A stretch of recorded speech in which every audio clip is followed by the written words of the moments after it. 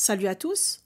Aujourd'hui, on va parler d'un sujet fondamental pour comprendre l'islam sunnite, la charia, c'est-à-dire la loi islamique. On entend souvent ce mot dans les médias ou dans les débats politiques, mais peu de gens savent comment elle fonctionne réellement, sur quoi elle repose et comment les règles sont décidées concrètement. Alors, je vais vous expliquer tout ça simplement. Dans le cadre sunnite, la charia signifie littéralement le chemin, c'est-à-dire le chemin censé mener à une vie conforme à la loi divine. Ce n'est pas seulement une liste d'interdictions ou de châtiments, c'est un ensemble de règles et de prescriptions religieuses qui encadrent tous les aspects de la vie. Prière, alimentation, sexualité, héritage, justice, relations sociales, etc. Les croyants l'aperçoivent comme un moyen de vivre en accord avec la volonté d'Allah. Mais en réalité, cette volonté est toujours interprétée par des hommes à travers des textes anciens et des opinions juridiques parfois contradictoires. Autrement dit, la charia n'est pas la volonté divine en soi, mais une tentative humaine de la définir, ce qui ouvre la porte à d'énormes débats et dérives. Concrètement, pour faire une règle en charia sunnite, on passe par 5 étapes. Tout commence avec le Coran, considéré par les musulmans comme la parole directe d'Allah. Quand une question religieuse ou juridique se pose, la première étape consiste à regarder si le Coran donne une réponse claire. Si c'est le cas, on applique la règle sans discuter. Par exemple, on a l'interdiction de l'alcool dans le Coran. Le vin, les jeux de hasard, les pierres dressées et les flèches divinatoires sont une abomination parmi les œuvres du diable. Coran 5,90. On a aussi le vol. Le voleur et la voleuse, vous leur couperez la main. Coran 5,38. On a l'héritage des femmes. À l'homme revient une part équivalente à celle de 2 femmes. Coran 4,11. Mais souvent les versets sont généraux, vagues ou incomplets. C'est là que les complications commencent. Quand le Coran ne donne pas assez de détails, on se tourne vers la sunna, c'est-à-dire les paroles, actes et approbations du prophète Mohammed transmis par les hadiths. La sunna sert à compléter le Coran et à expliquer comment le prophète lui-même appliquait les lois. On a par exemple le Coran qui ordonne de prier, mais ne dit pas comment. C'est dans les hadiths qu'on apprend qu'il faut prier 5 fois par jour, à des heures précises, avec des gestes spécifiques.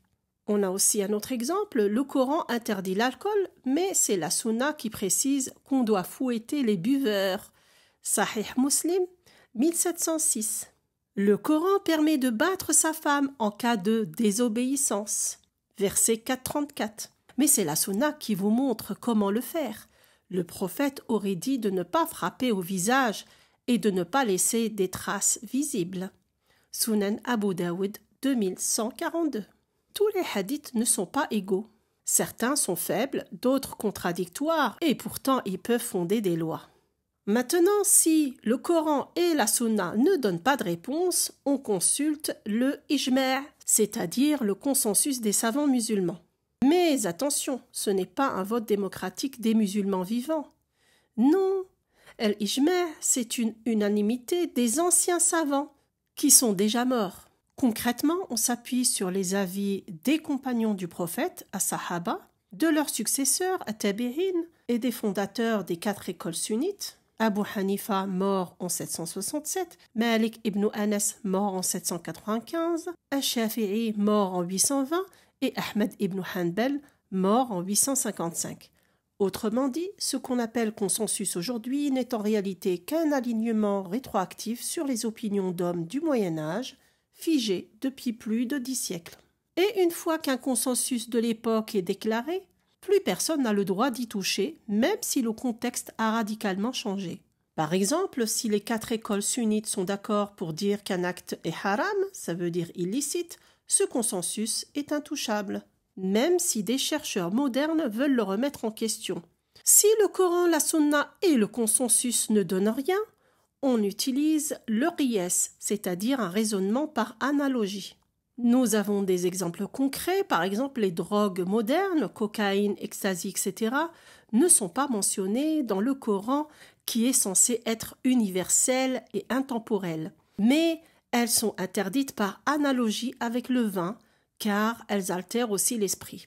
Nous avons aussi l'exemple de la transplantation d'organes, un sujet évidemment absent des textes du 7e siècle. Pour trancher, les savants ont utilisé le qiyas en comparant cette pratique à des principes déjà reconnus comme la préservation de la vie ou l'autorisation de certaines chirurgies en cas de nécessité.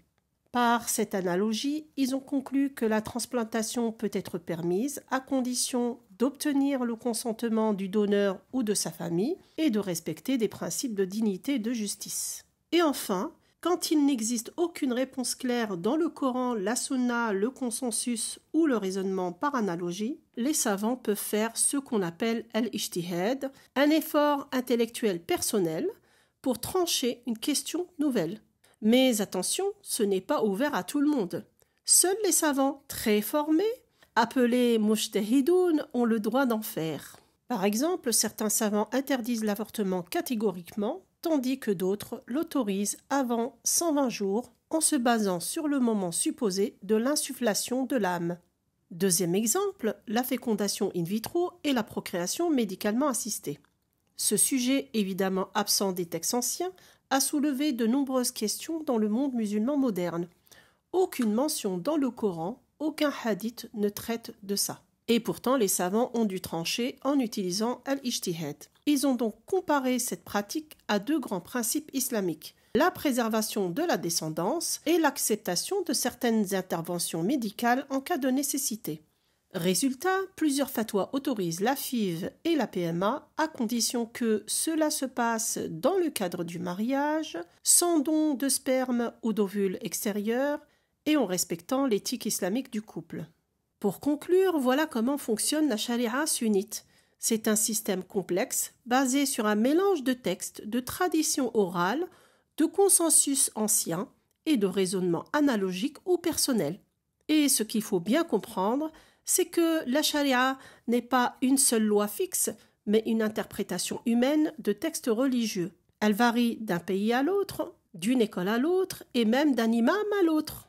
Et surtout, les femmes, les minorités et les non-musulmans sont souvent les plus lésés par ces règles. Les homosexuels, les lesbiennes, les personnes bisexuelles et les transgenres sont condamnés par la charia. Les peines peuvent aller de la flagellation à la peine de mort dans certaines interprétations. Les ex-musulmans, les penseurs critiques, les musulmans modernistes sont passibles de mort pour apostasie selon les 4 écoles sunnites. L'esclavage est accepté et codifié dans la charia. Un esclave a moins de droits, y compris en matière pénale, familiale ou religieuse. Des hadiths indiquent que le sang d'un esclave ou d'un non-musulman vaut moins que celui d'un homme musulman libre.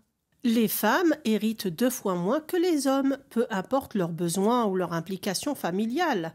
Et le témoignage d'une femme vaut la moitié de celui d'un homme. Elle ne peut pas aussi se marier sans l'autorisation d'un tuteur masculin, père, frère, oncle, et elle n'est pas considérée juridiquement autonome, même adulte. Selon les manuels classiques, une femme désobéissante peut perdre son droit à l'entretien si elle refuse les rapports S. Et un homme peut répudier sa femme sans motif verbalement. Une femme, elle, doit passer par un tribunal, prouver un tort et parfois rendre sa dot. Les non-musulmans doivent payer une taxe spéciale juste parce qu'ils ne sont pas musulmans, la jizya. Les dhimmis, les juifs et chrétiens tolérés, ne peuvent pas construire une nouvelle église ni rénover celle détruite sans autorisation du pouvoir musulman. Le témoignage d'un non-musulman n'est pas accepté contre un musulman dans de nombreux cas, même si le non-musulman est victime. Un musulman peut épouser une chrétienne ou une juive, mais une musulmane n'a pas le droit d'épouser un non-musulman, quelle que soit sa foi. Ce que je vous ai partagé aujourd'hui n'est qu'un aperçu. La charia est un monde immense, complexe, souvent injuste. Il y aurait encore tellement à dire. Je vous dis donc, portez-vous bien. N'oubliez pas de vous abonner, laisser un like, partager autour de vous et surtout de commenter. À la prochaine.